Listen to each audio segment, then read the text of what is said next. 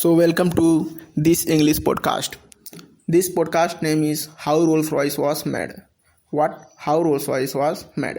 Rolls-Royce was made. How?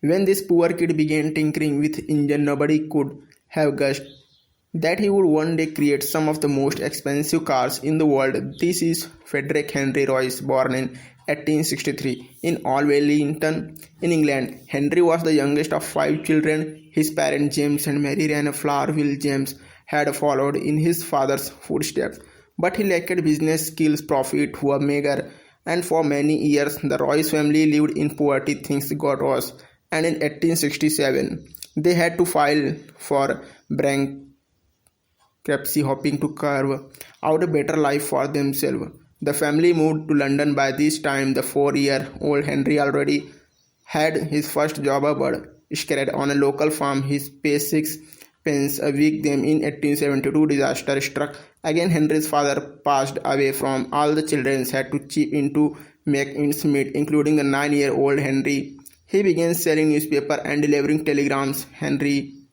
early years of poverty and had a profound effect on him, and by the time he turned 15 years he had completed only 1 year of school. As a young tinker, he began an apprenticeship with the Great Northern Railway work. His aunt had offered him some financial support, and despite not having a formal education, Henry grasped every opportunity to educate himself, studying algebra, French, and electrical engineering in his free time. But after 3 years, he was forced to quit due to a lack of money. After quitting his apprenticeship, Henry briefly worked at a tool-making company in Leeds and then for the Electric Light and Power Company in London. In 1882, he moved once again, this time is Liverpool, where he continued to work for the Electric Light and Power Company. His true ambition was to make engineering his full-time job, however, so at 22 years old, he started a business with his fellow engineer friend Ernest Claremont.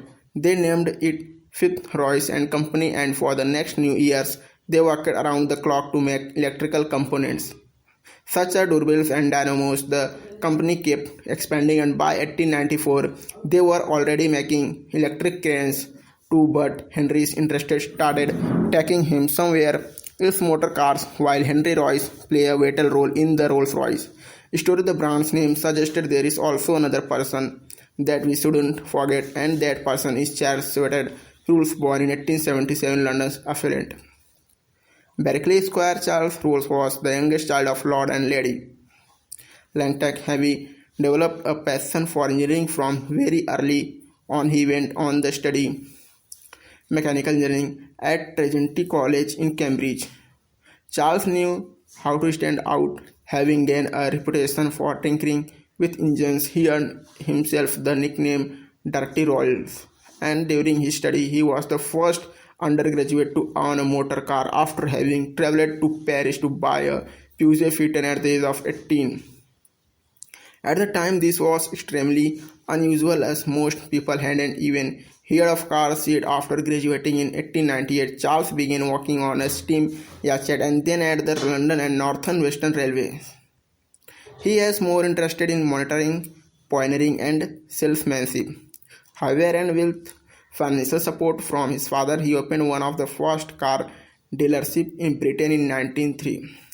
He named the company C.S. Rolls and Co. And for the next couple of years, he decided himself to importing and selling Peugeot and Monroe cars. Business was booming, and Charles used the money to fund his supporting activities. Beside being an avid motorist, planner, and racer, he was also an eager aviator, and as you can guess, both of these hobbies are anything but cheap. Unfortunately for Charles, however, his lifelong passion would eventually cost him more than just his money when running his company F.S. Royce and Company. Henry became increasingly interested in motor cars. In 1901, he decided to improve a second-hand 2-cylinder DeVille car that he had bought, but he wanted more, and so he decided to build a car on his own. Henry had an instinctive desire for perfection, and having found construction faults in the DeVille, he ought to be better. By the end of 1903, he designed and built his first petrol engine, and by the next year, he drove his first Royce 10 horsepower motor car drawn into town to buy. 2 decades had passed since Henry set up the company. His first car was a success, and so he set out to create another one and another of 3 cars that he had built. He gave one of his business partners, Ernest Carremont, and the other he sold to one of their shareholders, Henry Edwards, and it was Henry Edwards who would eventually arrange the meeting between Rolls and Royce. What Rolls and Royce? Yes. Henry Edwards was a shareholder in Royce companies and a friend of Rolls. After having bought one of Royce's cars, he began posting to Rolls about it. At the time, Rolls was frustrated with only being able to sell foreign imports in his company. So Edwards arranged a meeting. Little did Edwards know that the meeting would change the future of motoring forever. While Rolls and always preferred 3 and 4-cylinder car, Royce's 2-cylinder vehicle made a big impression on him. Within minutes of seeing it, he knew he had found that he was looking for. He took the motor car for a drive and agreed on the spot to sell as many motor cars as Royce could build. The two men made an unusual duo. There was not only a massive gap but also a class in education gap. For starters, Royce was 41 years old, while Rolls was only 26. The young Rolls had enjoyed a fancy education at the prestigious Trinity College, whereas Royce's skills were largely self-taught, and while Rolls had spent his young adult years racing around in his fancy car, Joy had been working hard to make ends meet. Would they be able to see eye to eye? While Henry Royce and Charles Royce were two very different people, they also made a great duo, and the massive success with the cars led to the creation of Rolls-Royce Company in 1906. They came the launch of 6-cylinder Silver Ghost within a year. It was hailed as the best car in the world. Impressive, but for this they also had Charles' partner to thank. Creating a brand requires vision too. While Henry and Charles were busy building and selling motor cars, it was Charles' partner Cloud Johnson who took on the role of managing director. He knew it was vital to expand the company's reputation in the publicity genius that he was. He orchestrated a series of stunts to promote the quaintness and reliability of Rolls-Royce motor cars. One of his early adverts for the 40 to 50 horsepower motor car promoted ad is the 6-cylinder Rolls-Royce, not one of the best but the best car in the world. With that ad, Claude introduced the face that would forever he associated with Rolls-Royce. Is what incredibly effective in demonstrated Rolls-Royce superior performance, and it created a global demand for their world-class engineering, and Claude was so integral to the company's success that he became known as the hyphen Rolls-Royce. Of course, marketing along with get you only so far, and both Henry and Charles dedicated themselves to delivering the best quality possible, but it was especially Henry who had a knack for pushing himself to the limit when it came to work. Henry was renowned as a hard worker who never ate properly. Unfortunately, this habit several affected his health, but surprisingly he would end up outliving his business partner Charles by a couple of decades. Over the years, did revel Charles' interest in animation kept growing. He even tried to persuade Henry to develop a design for an hero engine, but Henry refused to continue living out his aviation dream. Charles bought Wright Flyer aircraft, with which he made over 200 flights. In 1910, he became the first person to make a non-stop double flight across the English Channel, but just 1 month after later everything changed during a flying display at Bournemouth. Charles was killed in air crash.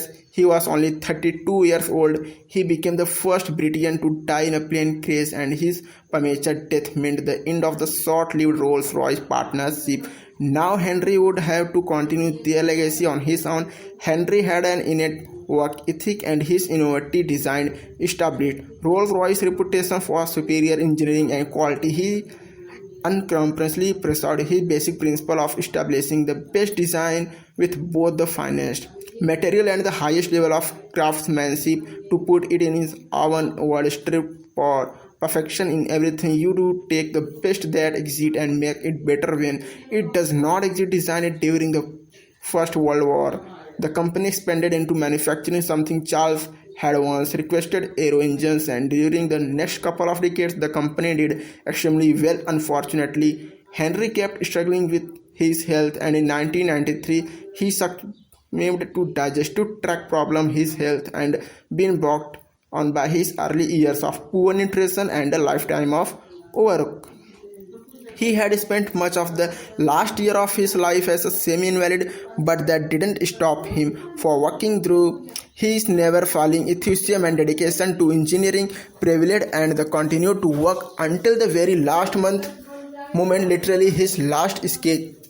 He was made from the deathbed a few hours before he died. He was 70 years old. Rolls-Royce was remained a famous name in engineering, and a Rolls-Royce is one of the most successful luxury cars that money can buy, and with over 130 dealerships spread over 40 countries, the brand is known for beyond Great Britain. Currently, Rolls-Royce is owned by BMW, and the brand is still primarily known for producing some of the most expensive cars in the world, such as the Rolls-Royce Cullinan Ghost, Phantom Wraith, and Dawn Tourism. Muller-Wetz has been the CEO since 2010, and his began is proven to be essential in the company's success. But it is the vision of Sir Henry Royce and Sir Charles Royce that truly made Rolls-Royce what is it is today, a symbol of pure and unadulterated wealth. Something tells me the two men would be proud. Had you already heard of the many people involved in Rolls-Royce history, and what would you like to add to the story? Share it in the comments, and if you enjoyed this video, then took a like channel for more inspiring business video. Thanks for listening this English podcast.